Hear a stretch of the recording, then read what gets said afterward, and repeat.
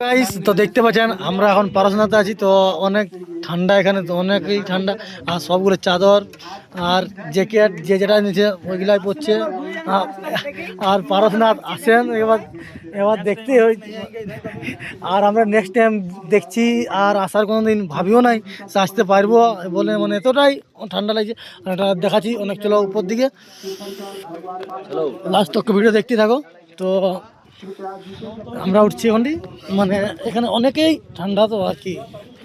মানে দেখতে ভালো ভিউ একদম আলাদা লোক আছে সব দিকেই দেখাচ্ছি মন্দির এই উপর উঠে নিয়েছে একদম মন্দিরের উপর আর ভিতর যাবো এবার